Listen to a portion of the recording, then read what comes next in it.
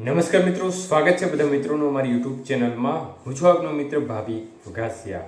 તો મિત્રો, ખાસ કરીને આ વિડીયોના માધ્યમથી આપણે વાત કરવાની છે આવનારી 24 કલાકની અંદર ગુજરાતના ભાગોમાં કયા વિસ્તારમાં વરસાદની ગતિવિધિ કેવી રહી શકે છે અને સિસ્ટમની હાલની સ્થિતિ શું છે। સંપૂર્ણ માહિતી જોઈએ તે પહેલા જે પણ મિત્રો નવા છે તે ચેનલને સબસ્ક્રાઇબ કરી લેજો।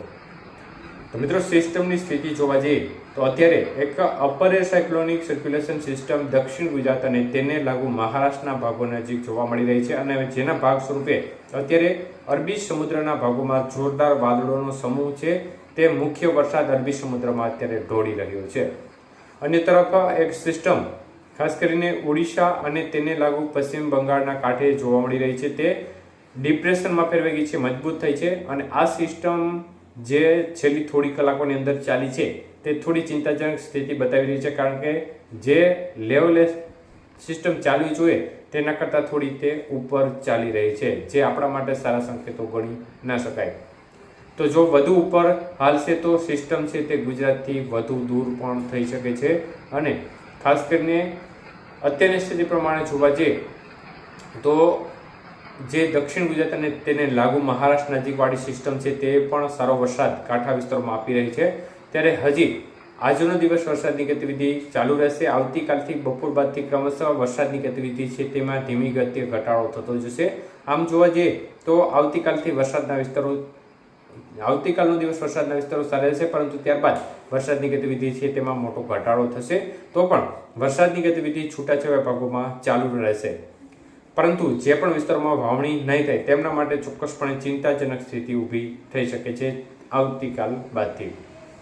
તો મિત્રો, ખાસ કરીને જોવા જઈએ તો આવનારી 24 કલાકની અંદર વરસાદની ગતિવિધિ કયા વિસ્તારમાં કેવી રહેશે તે વિશે ટૂંકી માહિતી જોઈએ તો આવનારી 24 કલાકની અંદર ખાસ કરીને દક્ષિણ ગુજરાતમાં મહારાષ્ટ્રને લાગુ જે દક્ષિણ ગુજરાતના ભાગો છે જેમાં વાપી, વલસાડ, સાપુતારા તેમજ આવા આજુબાજુના ભાગો છે તેમાં હળવો મધ્યમથી ભારે વરસાદ જોવા મળશે। અન્ય તરફ અન્ય ભાગો છે સુરત, ભરૂચ, તાપી, નર્મદા, છોટાઉદેપુર સહિતના ભાગો છે તેમાં પણ છૂટો છવાયો હળવો મધ્યમ વરસાદ અને કોઈ સેન્ટરમાં ભારે વરસાદ ચાલુ રહેશે આવનારી 24 કલાકની અંદર।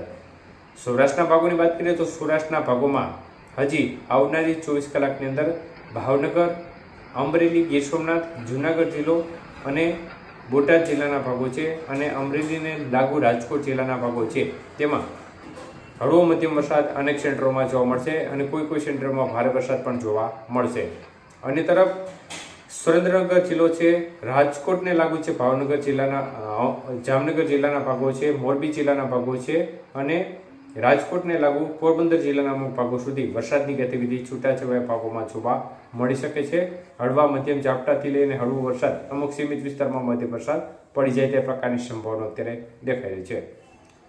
તો મધ્ય પૂર્વ ગુજરાતના ભાગોમાં વાત કરીએ તો મધ્ય પૂર્વ ગુજરાતના ભાગોમાં ખાસ કરીને અમદાવાદ, આણંદ, ખેડા, વડોદરા, નડિયાદ, ગોધરા, દાહોદ, પંચમહાલ, છોટાઉદેપુર સહિતના ભાગો છે તેમાં છૂટો છવાયો વરસાદી માહોલ આવનારી 24 કલાકની અંદર જોવા મળશે। ઉત્તર ગુજરાતના ભાગોમાં ખાસ કરીને સાબરકાંઠા, મહેસાણા, ડીસા, પાલનપુર સહિતના ભાગો છે, ખેડબ્રહ્મા, ઈડર સહિતના ભાગો છે તેમાં પણ છૂટો છવાયો હળવો મધ્યમ વરસાદ જોવા મળશે। ગઈકાલે પણ ઉત્તર ગુજરાતના અનેક વિસ્તારોમાં સારો વરસાદ જોવા મળ્યો છે અને ગઈકાલે સૌરાષ્ટ્રના અનેક ભાગો છે તેમાં પણ જોરદાર વરસાદી માહોલ જોવા મળ્યો છે। રાત્રિ દરમિયાન પણ સૌરાષ્ટ્રના અનેક વિસ્તારોમાં જોરદાર વરસાદ જોવા મળ્યો છે। કચ્છના ભાગોમાં ખાસ મોટી સંભાવના જણાતી નથી, છૂટાછવાયા ભાગોમાં વરસાદી રેડા ઝાપટા જોવા મળી શકે છે।